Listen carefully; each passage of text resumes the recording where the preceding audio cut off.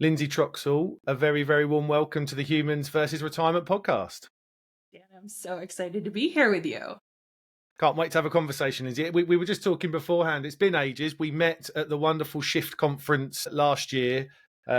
Spent some quality time talking and have talked since, but we haven't. It's been a while. We've been kind of threatening to have this conversation for a bit, and now we're here. So it's brilliant. I can't wait to pick your brains, to really kind of get into your expertise around the whole piece.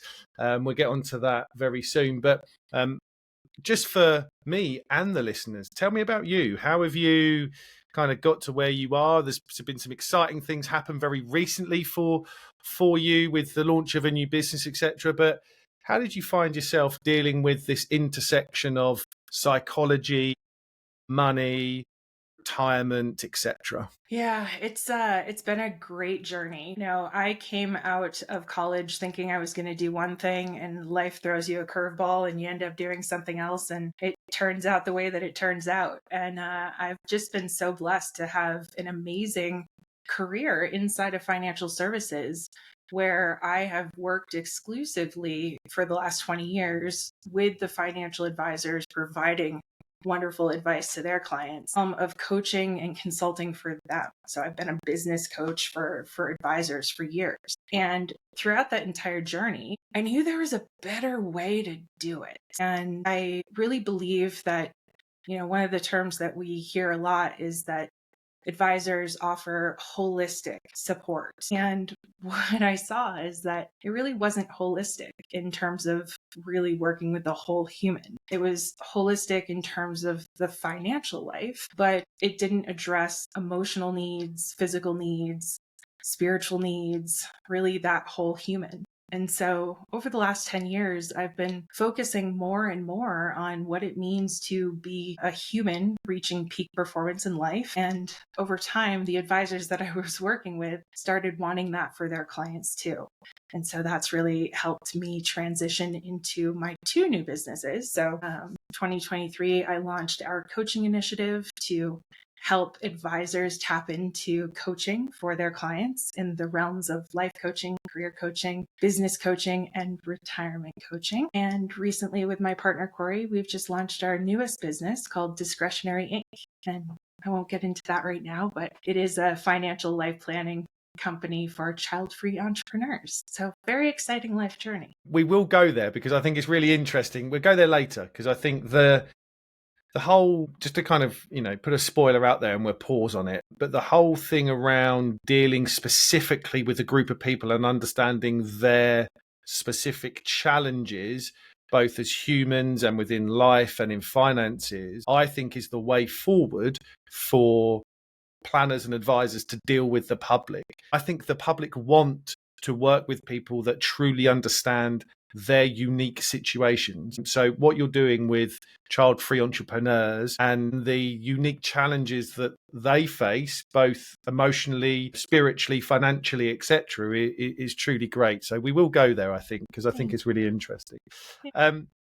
You've mentioned, there's a couple of words you've mentioned: humans, coaching, kind of life planning, etc. So when we, and I think you were really, you were early in this, Lindsay, right? I think, you were if we think about this 10 or 15 years ago, the words human first and humans and coaching kind of never really entered the vocabulary of advisors. Clients, the public never really knew that existed and didn't really want it and didn't understand that that's actually what they need. So like, you've championed this kind of like human first model, this coaching model for ages that integrates wealth and health and kind of overall well-being, mental health, etc. How do you see this approach moving forward? How do you see it kind of transforming the experience that our clients get that when it comes to their kind of retirement planning? Yeah, when I think about that, overall transforming the retirement experience, I really see that human first model as revolutionary. It acknowledges that retirement is a human transition, not just a financial one.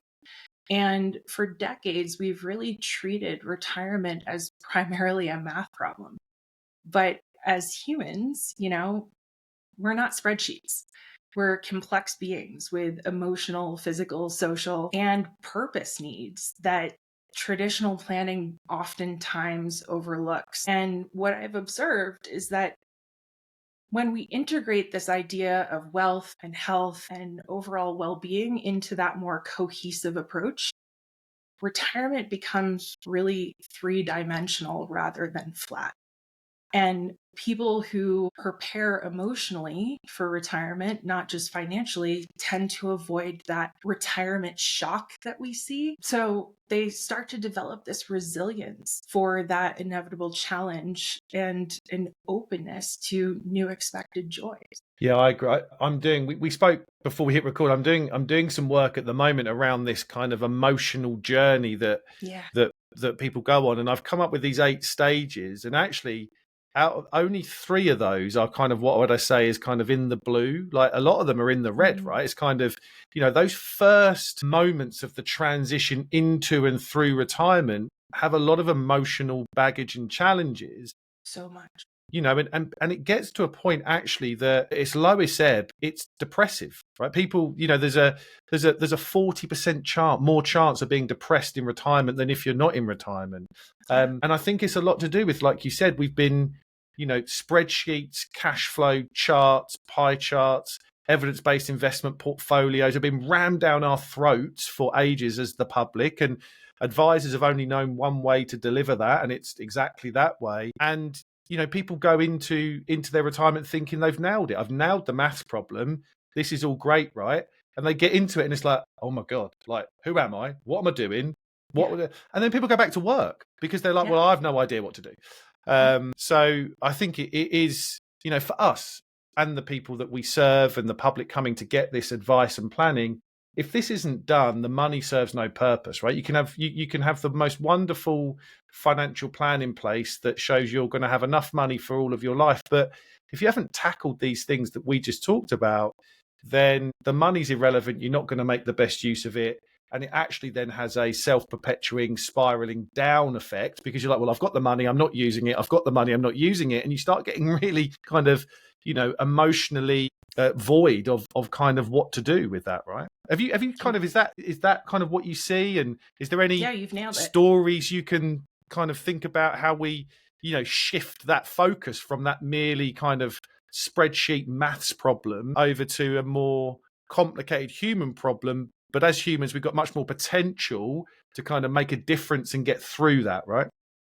So much more potential. I think there's like 3 different stories that kind of come to mind. The first was when I first started the business. I had an advisor come to me and say they were working with a client for years. They had developed like the perfect financial plan. And this woman, she had been the CHRO, Chief Human Resource Officer, inside of a major organization. And she's like, you developed the perfect plan. I know that I can retire. But what you didn't do was help me prepare for that emotional journey. And that was just a huge aha moment. Now, the work that I've done and some of the clients that I've worked with, there was a gentleman who had, again, great plan financially. He had been an executive inside of an organization, and his identity was so tied to that executive title. But by us doing some of that identity work and purpose work and well-being work alongside of knowing that he was financially set, what he discovered is that, retirement wasn't just about that like next chapter for him. He had to reinvent a portion of who he thought he was. And in some ways, leave behind a portion of his identity and then rekindle parts of his identity that he had once let go of in order to be that executive, right? So we have really helped him uncover that he loved being a giver and he loved his spirituality, and he didn't have time during his working life to be focused more on the giving side. So when he stepped into retirement, knowing that he was completely financially covered, he was able to rekindle a portion of who he had previously let go of, which was so beautiful. Before he was worried about what it was going to mean to step into this new chapter. And when we got done with the work, he was excited for the next opportunity. That shift is huge, right? That's so, so huge. Another woman that I worked with, she was completely burnt out in her current career. And her financial plan called for her to do a couple more years in order to optimize, right? To get enough money to have that retirement that she really was dreaming of. But she couldn't imagine continuing on the current path that she was on. She just didn't want to retire yet. And so our work together helped her explore what truly energized her. She ended up making this bold decision that she was going to sell her business and actually become a coach. And so her transformation was remarkable. Instead of dragging herself through 2 more miserable years, she became fully revitalized and excited about her future. And what was so fascinating is how it rippled into other areas of her life. You know, with her new remote work schedule, she had all of this flexibility, and her husband decided to sell their home and move across country to an area he had always loved. But her business was in Seattle and he wanted to be in Georgia.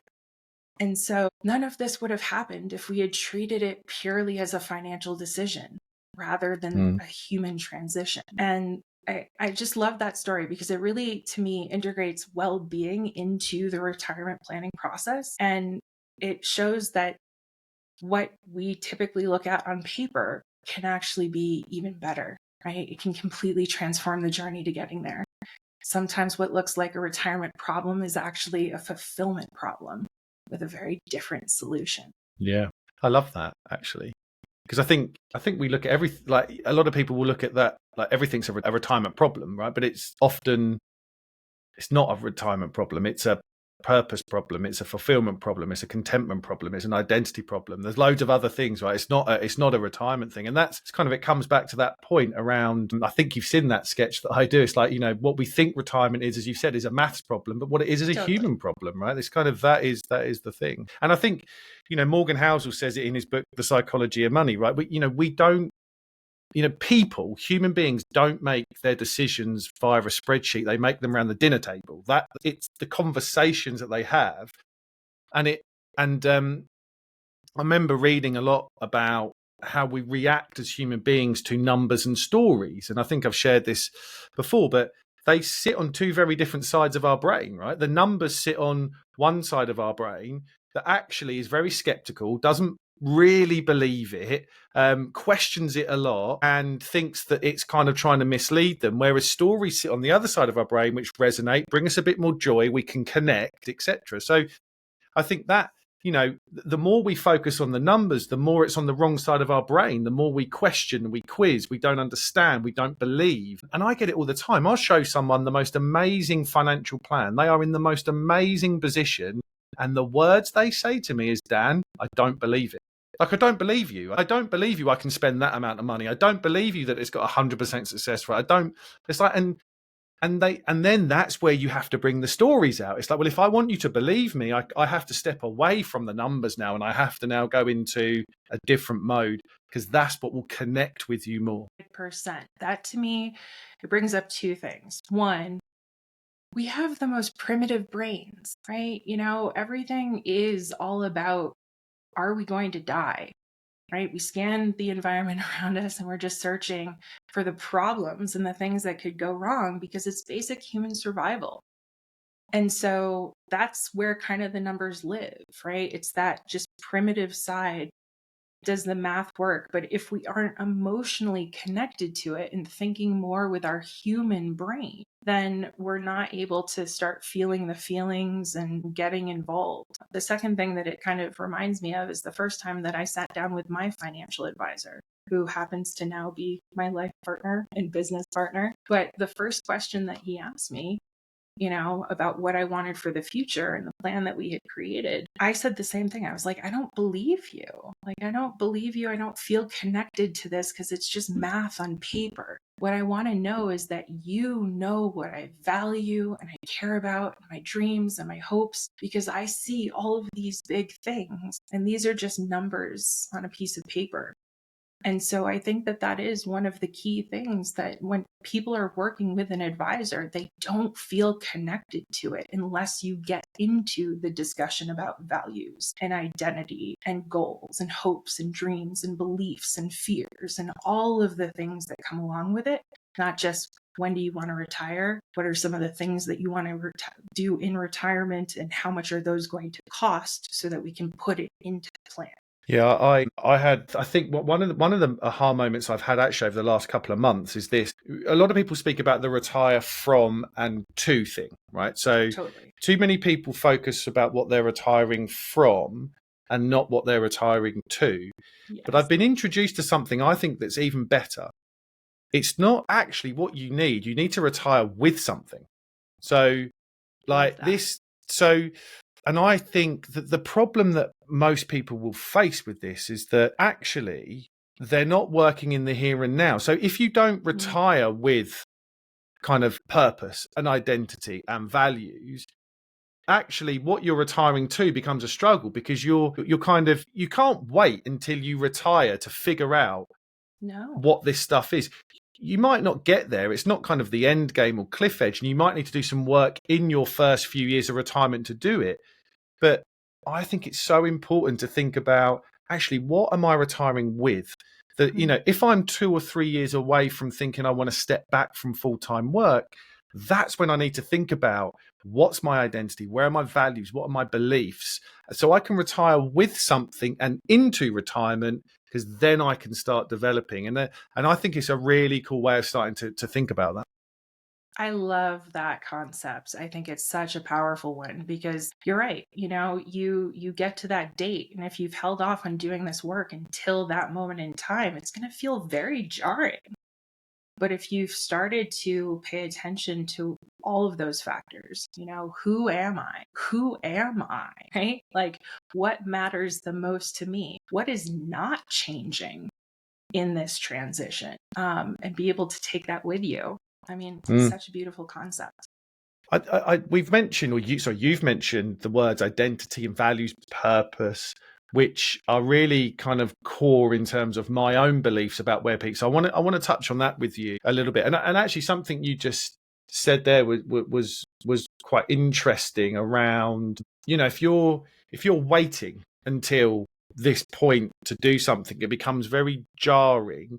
And actually, I think there's too much pressure on you then to figure it out, which means that I think people then believe it has to be kind of almost wholesale change in their life.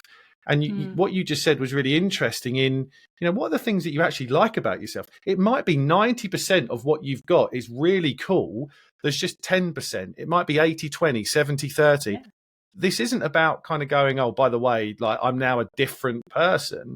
Right. It's just, and I think people put too much pressure on themselves. But so when it comes to identity, values, purpose, my gut instinct is that we are very much kind of within an identity crisis with people. And I don't necessarily think it's necessarily just a retirement thing. I think people are questioning themselves quite a lot, kind of who they are. Yeah. Who am I without the job title? Who am I without a full email inbox? Who am I without a full calendar? Who am I without that? It's kind of like these things that people are asking themselves. And I don't think people are very good at establishing who they are without the job title.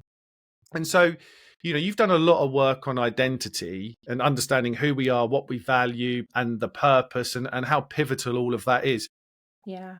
What tips have you got around how those transitioning from full-time work into retirement, and people that are work with retirees, how can they align their identities, like thinking about this in terms of their second half of life and what that means for them, and how they can start to, create these new identities and new purposes? It's one of my favorite things to do with clients is to go through this process, and it's pretty structured, and anybody can take it and kind of run with it.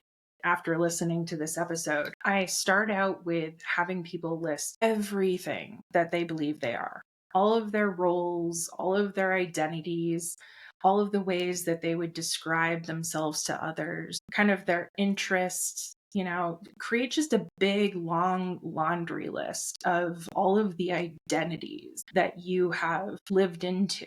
And some of these identities are going to be things that you've chosen for yourself. Others are going to be society placing labels on you. Others are going to be the roles that you play for other people, right? So somebody might put down that they are a mother and a sister and a wife and a businesswoman and a runner and just keep listing out every single thing that's on your list currently.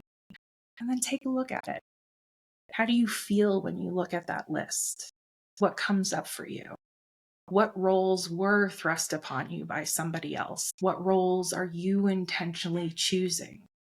How many of those roles are focused on the relationship that you have with others? And then how many of those roles are focused more on the relationship with yourself and who you are at your core? And then I have people decide, which ones do I want to let go of? And which ones do I want to carry forward? And is there anything missing from that list? Maybe there's something on there that at one point in time, I'll give you an example for me. I am a female, child-free entrepreneur. I'm a partner. I'm a friend. And I'm also an athlete. And the athlete portion, she's been sitting on the sidelines for years. And so that's a part of my identity that I truly, truly miss. And I want to start to cultivate again. And I need to spend time really thinking about, what does my athlete value? What does my athlete do? So what are the actions that my athlete identity, how does she show up? And then really, what are some of the core purposes that she has? And so this activity, I usually have people pick 4 to 5 core identities. And we go through that matrix of, this is the identity. What are the values? What are the actions? And then overall, what are the purposes that that person has, that identity has? And this exercise is one of those that really does help people to decide, what am I claiming going forward? So even if I'm leaving behind the identity of being a doctor, maybe there's something in there. I care about, or value helping others. How does that still show up in my identity going forward? Right? So I don't have to completely, maybe I'm leaving behind the title, but how am I bringing forward the parts of me that are never going to change? So good. A couple of things have come to mind, actually. The first thing is, do you think it might be helpful? And maybe and I've said before, we get spoon fed a lot of our stuff, right? But by work. So we're spoon fed our identity, we're spoon fed our purpose, we're spoon fed our filling our time, and we're spoon fed relationships. And, and some of that spoon feeding is lovely and wonderful, and it creates the things that we like and desire and want. A lot of it is put on a plate for us. We don't have to work for it, really, in that sense. Do you think it's potentially helpful to kind of almost step outside yourself? And by that, I mean, could we get in our own way when it comes to thinking about our new identity? So could we create a character or a new persona? You said, and you were speaking like that. You were speaking in like the third person, right? It's kind of like, what does the athlete want? What does the athlete... And I think that's a really interesting way to start thinking about it. If this is not about creating one identity. This is about creating potentially multiple different identities. And if you give that identity its own name and its own character and its own thing, it might be easier for people to feel like they can, attribute different characteristics and different feelings and different, things that, I mean, I'm thinking out, this is out loud, right? But I think that's quite a cool, that's probably what you're saying. I think that's a really cool way of doing this. It's kind of like, don't think it's, if you take you and put you there, you're going to have loads of biases about what that is. Create someone new and then put your good stuff in. I love what you just said. The creating of the character, it allows this to have a little bit more playfulness. Yeah, exactly. Right? Yeah. Where there's not as much pressure. We're not chiseling this in stone. Yeah, We're exactly. not just sitting there and saying, this is who I have to be, but rather, let's try it on. Right? Like if I were going to step into this next version of myself, who would she be? What would that character, how would she dress? How would she speak? How would she show up? What would she do? And then let's try this on and see how it feels. Because you know what? Maybe we don't get it right the first time. I had somebody going through this process with me where she goes, Lindsay, the thing that I realized in doing this work is that it gives me the permission to dabble and like try something on. And if I don't like it, I don't have to do it anymore. But one of the things that I love about my job right now is that I'm a dabbler. Like I get pulled into all these different projects and I don't have to be doing it for very long. And I thought that when I was going into retirement, I had to like pick the things that I was going to love for the rest of my life and just do those things. And that's not who I am. I'm a dabbler. So this gives me so much permission to try on a new version of who I am and see if it's something that I actually want to do, with also the permission to let it go if it's not. And that was huge. Yeah, so cool. I'm staying here. I've got other topics that I need to talk to you about, but Cool. I don't care if we don't get there because I love this. I've got some other thoughts on this, right? So let's do it. So well, I think what's really interesting to me is that I think a lot of people get to their point in life, let's say retirement, whatever that, but second half of life. And I think they feel like they have to have everything kind of nailed, right? I'm aged 50, 55, 60. Surely I've got enough wisdom. So failure isn't an option, right? And I think people then get scared to put themselves out there. They don't explore. They're not curious because they can't fail. Failure equals growth, right? If you don't fail, you don't know what you don't like.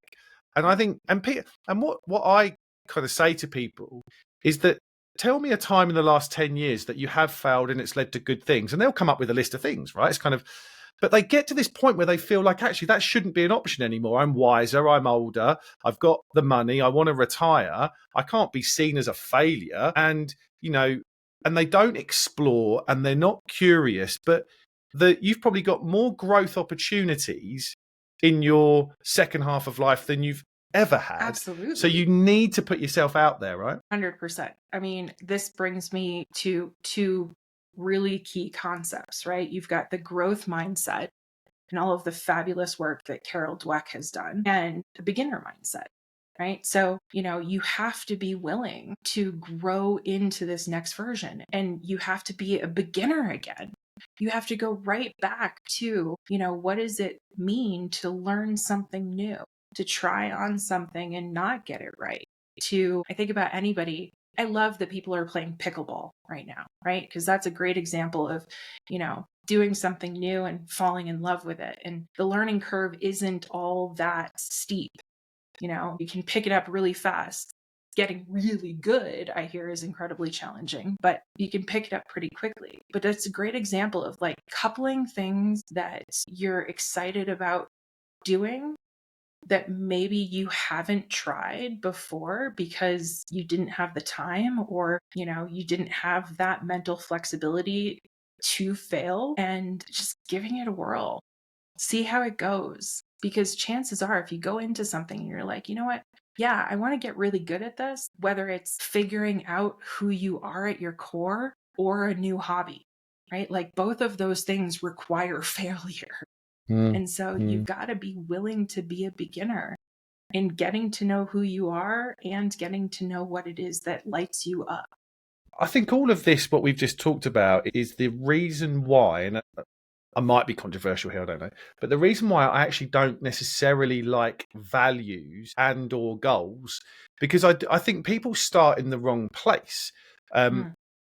What we've been talking about around figuring out who you are and figuring out your purpose, I think then leads to your values and your goals. And I think the trouble is when it comes to kind of the scale of tough, hard, deep work, values and goals sits just above that. And it feels like we're doing enough. If we talk about our values and our goals, then it feels like, oh, that's deep enough. We'll leave it there. But it's not. It's one level too less, maybe two levels two less, right? And so that's why I like starting with, and we hear this kind of goals-based retirement planning, financial planning. Don't like it. Wrong place to start. Even values-based financial, wrong place to start. Yeah. This is, you figure out who you want to be, you figure out what you want to do and what your pull back the duvet moment is. Yeah. By the way, I said that in Shift, and you American lot didn't know what a duvet was. Most of you, I kind of had to do a straw poll with people. They were like, "What's a duvet?" I was like, "Surely that's not an English thing," but you know what duvet is. I don't know why everybody had such a hard time with that one. I have no idea. But that pull back the duvet moment that people have around purpose, that's where you need to start, because off the back of those conversations, you will then figure out what your beliefs and values are, and then you can figure out what goals that you might have over the shorter term that align with the beliefs and values, because you know who you are and what you want to do. I think that that's where people need to go. They don't go there because it's quite hard, and you need to really look inside yourself.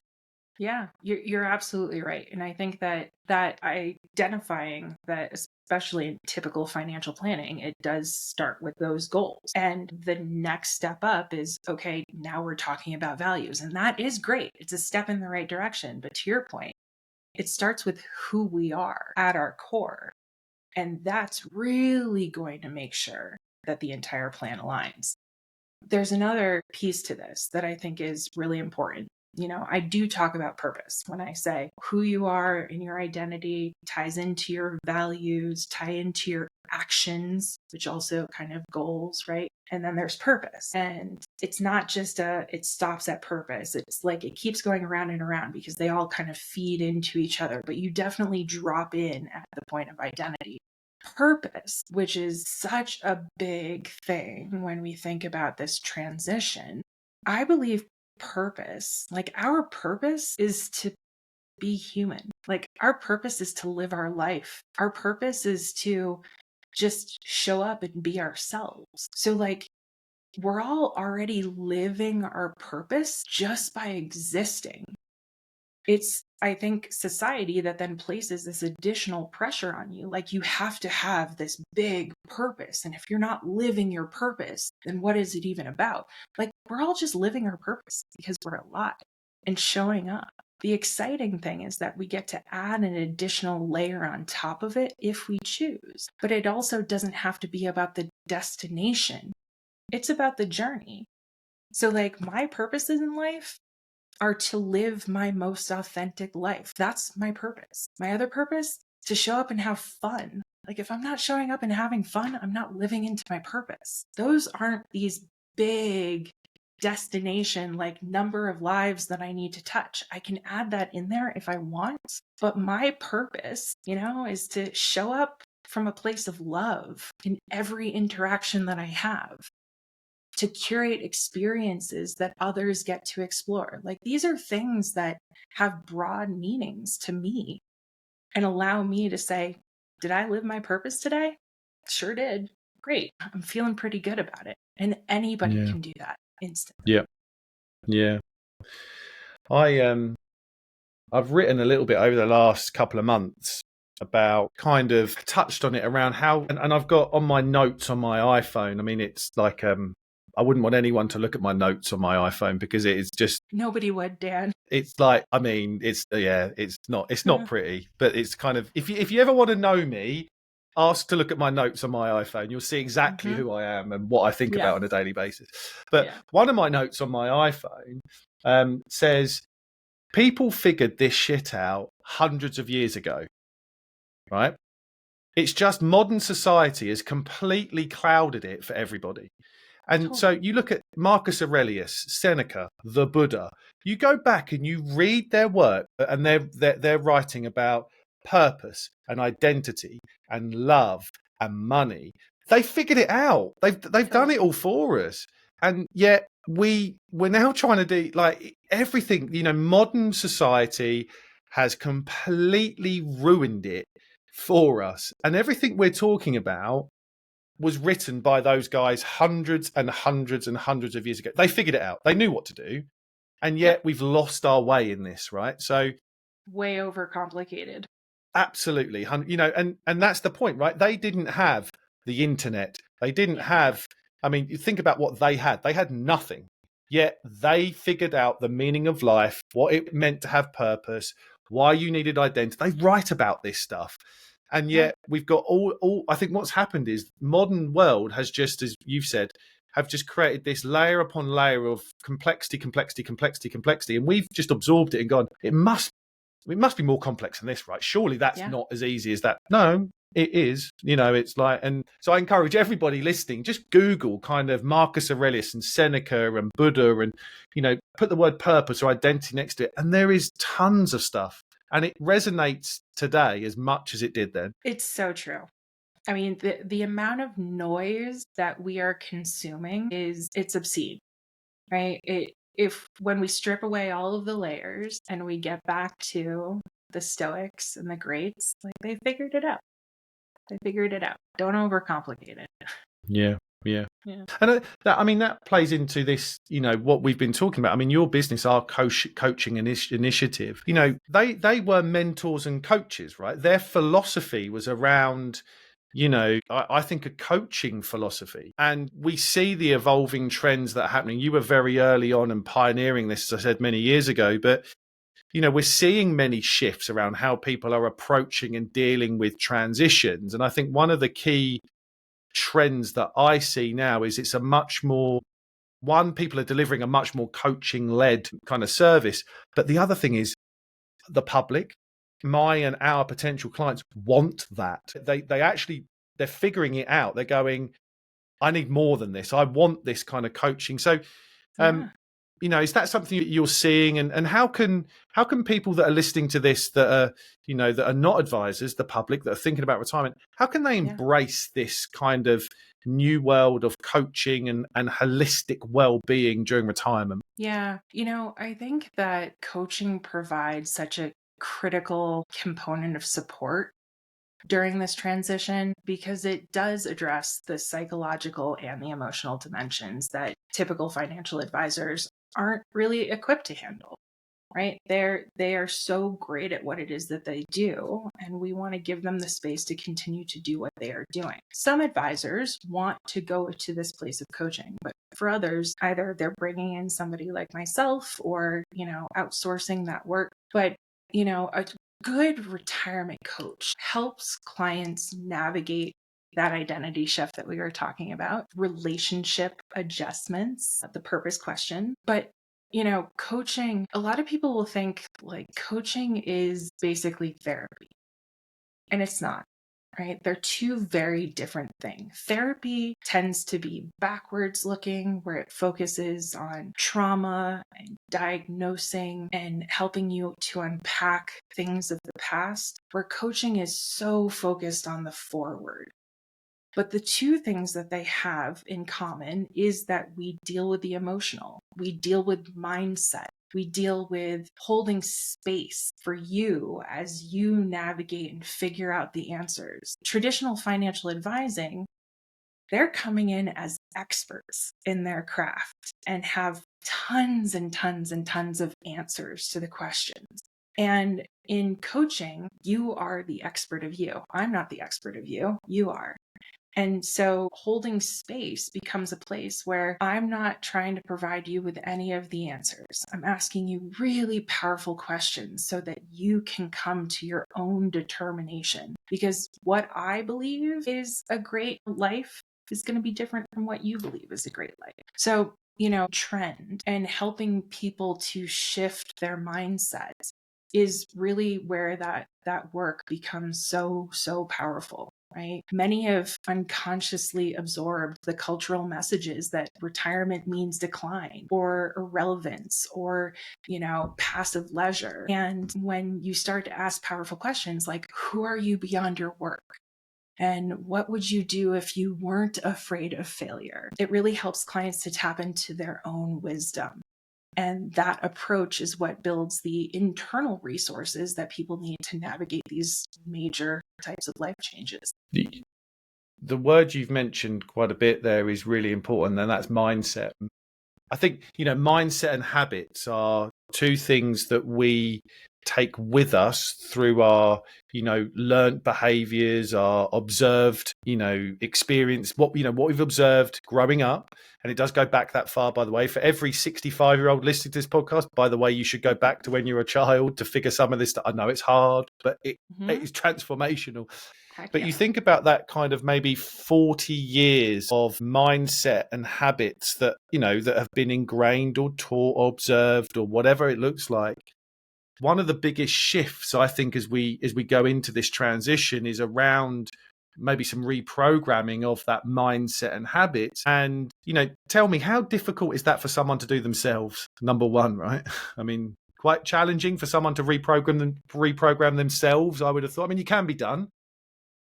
Be done. That's where a great coach comes in to help that, right? Yeah, exactly. But I think, great coaching can help you. I think it's a timescale thing, right? It can be done, but it might take you 5 years. A great coach squashes that and helps you really figure stuff out quicker.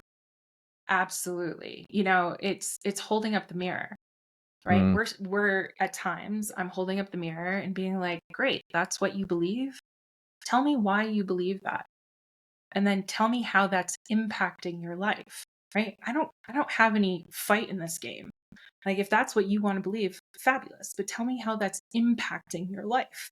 Yeah, and so the gentle challenging of belief systems, especially when somebody tells me that they want something, right? They come in and they want something for their life, but the belief systems that they've been holding on to are keeping them from getting what it is that they truly desire. You can continue to hold on to those belief systems. That's completely your choice. But if you really want this, let's play around with it for a second. What would it be like if you were just to let that go? What would it be like if you no longer choose to believe that? And it applies to so many different things, right? It applies to the loss of structure that people experience when transitioning into retirement. It applies to the purpose element. It applies to the relationships that people have, renegotiating what it means to be in partnership with your spouse or your significant other.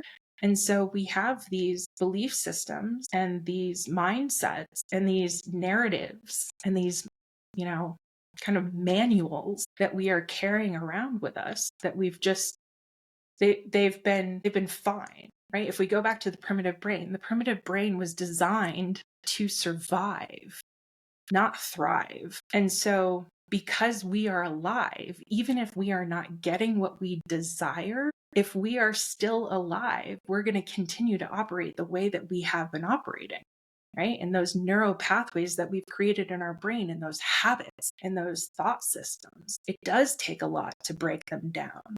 So having a coach really does, to your point, kind of shortcut the whole process that you could most certainly, like, you could read books, you can listen to podcasts, you can go on a wild psychedelic journey. There's so many things that you can be doing. Yeah. Coaching kind of shortcuts that process. A couple of things come to mind there. I think, one of the you talk about relationships a lot and around the changing dynamics there. And I think if we're not developing our mindset and our habits, which I think a lot of people aren't, because the statistics are backing it up in the rise of the grey divorce rate. I think when I'd done a presentation in South Africa and I'd done some research around how this has gone up, and since back in 1990 in the UK, 10% of all divorces were over 60. It's now 40. Right. So I know people are living longer and all that stuff, but stats are backing this up, that there's more and more older people getting divorced. I think it's a big thing because they're not figuring out how this thing together, and they go into a stage of life that they haven't really worked out what it means, and all of their habits and mindsets haven't changed. And then this big clash happens, right? Yeah.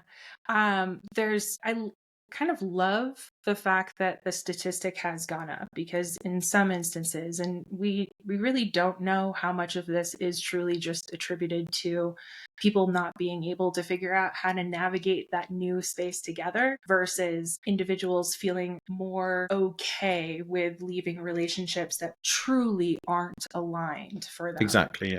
Yeah. But I think there is a significant portion of those individuals that are probably, they haven't been given the space to fall in love with each other in this next phase of life, to reignite some of the passion.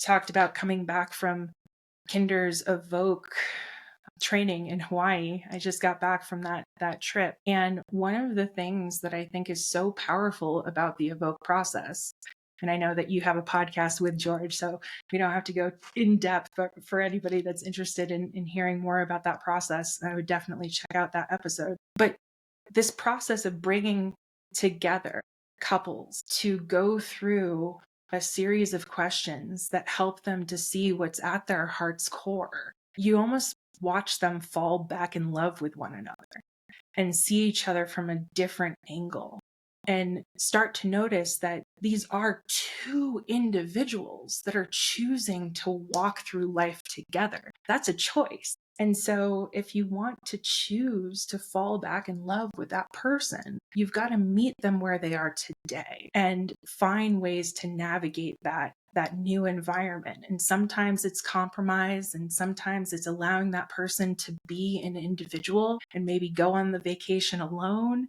and have that be okay. Mel Robbins's new book, Let Them, is such a great place for people to go to explore what it means to let others be themselves, like show up and love people for who they are, not what you expect of them or the manual that you've created for them. And if you've been with somebody for 40 years, 50 years, chances are you've got a manual for how you want them to operate. And when they don't operate the way that you want them to, you take it as a personal attack. And it doesn't have to be that way. You can learn to fall back in love with the person and allow them to be who they are. And also, stay in relationship if that's what you choose. If it's not, that's okay too. Yeah. No, I totally agree. I've said it before on the podcast. One of my most favourite, it's quite a basic exercise I try and do with people, but I say to them, look, you're entering into a phase of life that you've never really been in before, right? Tell me the last time where you spent forever with each other, right? One of you's gone to work, one of you's been you kind of passing ships. It's kind of like this kind of full-time togetherness has been something that's never really been there. So it's a new dynamic. But as you said, you're both individuals, and I try and encourage people to think about this as three journeys, right? You've both got your individual journey and you've got the one together. The problem I see for a lot of couples is when they either go, everything needs to be in the middle of the Venn diagram, right? We're doing like everything together, or we're both doing our own things. And what you need to figure out is, what are the things that I want to do that they won't necessarily want to do? That's cool. I can have my own stuff. What are the things that they want to do that I don't really want to do? That's cool. They can have their own stuff. And what are the things that we like doing together? Oh, that's cool. We can do that. And I think that just having that simple conversation with people can really understand, because the amount of times I get it, it's like, they haven't had a conversation and they believe that the other one is thinking like them all of the time, right? It's kind of like, and so, I think that's encouraging people listening just to do that, just to sit down, plot your own journey, let your partner plot theirs, come together and plot one in the middle that looks like what you want to do together. So important. I will tell you right off the bat, Corey just finished a 50K run. Nutter. And I can that's on his side of the Venn diagram, right? Not in the middle. Very much. Like, and he likes doing these extreme things, hiking 14ers here in Colorado. I love being outside. I absolutely love it. Do I want to go and do that with him? No, not even close. I'll be at the finish line and I'll be cheering you on, but like, I'm not going to train with you. This is your thing. Go off, do whatever it is that you want to do. But, that is such an important part of, and I get it. Life is being shook up. But think about some of the other transitions that you've had to make in life. For some Exactly. people, not me, I don't have children, so I'm never going to experience what it's like to be an empty nester. My nest is currently empty. So, but that's another life transition where it becomes very important for couples to define, what does it look like now that the kids are off and doing their own things? We've got to find ways to fill some of that space that was once taken by caring for our children. So you've gone through these transitions before. This is just the next step in the journey. So true.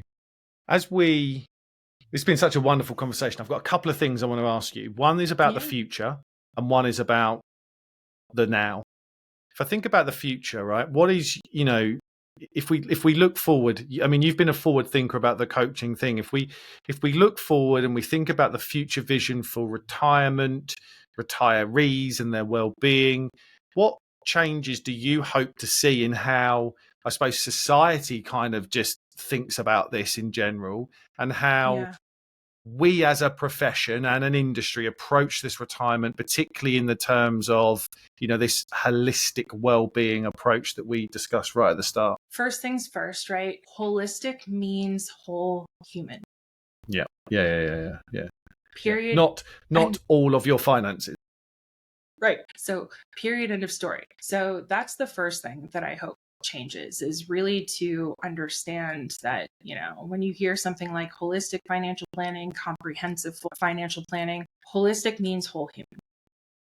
The other thing looking forward that I hope to see is that society really moves beyond that, outdated retirement model that was created more in the industrial era. And that notion that we work for 40 plus years and then abruptly stop, it doesn't align. My mother said to me, I was doing a 30-day retirement challenge with a group of individuals. And she's like, Lindsay, every single time I hear the word retirement, I cringe. She's like, it's not about retirement. It's about reinventment. And I was like, you're so right. That notion that we continuously work for 40 years and then abruptly stop. No, just cliff edge stuff is ridiculous. It's just not realistic. Yeah. No. So retirement planning then, as a result of that, has to integrate purpose and, overall contribution from the beginning. We have to recognize that financial security isn't necessarily what we have determined. Again, going back to, it's just not the math on the paper, right? We have to understand the deeper meaning behind it. So the key thing that I would like to see is that employers start providing some of this transition coaching along with financial benefits. So acknowledging that retirement is a significant life passage and it's deserving of support. So I think that that's the biggest thing that I'm hoping to change.